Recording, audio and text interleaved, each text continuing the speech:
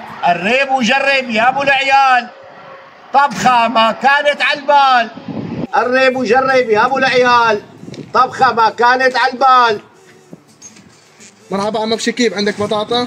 اهلين عم. لا والله ما عندي بطاطا، عندي اكلة اطيب من البطاطا واتسام وارخص من الفجل. شو هي الطبخة عمك شكيب؟ والله يا حبيب عندي طبخة وعود. شو هي طبخة وعود؟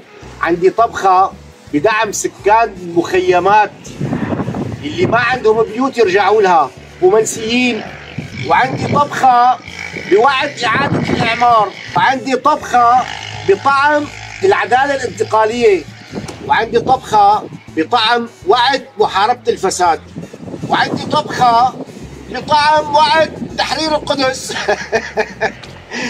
أهل تحرير القدس قال. وعندي طبخة بطعم وعد بالفور. لا، هي وعد بالفور عم بمزح، ما عندي انا الا طبخات بوعود ما تحققت، اما وعد بالفور تحقق والله يا حبيب. طيب يا عم شكيب، هذول الوعود شلون نطبخهم؟ والله يا حبيب هدول الوعود بنحطهم هيك، تمام؟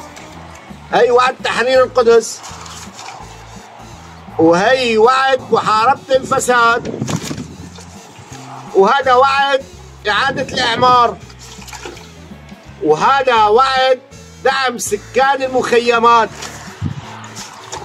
وهذا وعد بالفور. هذا وعد بالفور بس ما دخلنا فيه، هذا بنخليه على جنب لأنه هذا تحقق. احنا بس بنطبخ الوعود اللي ما تحققت، بعدين بتعمل لهم هيك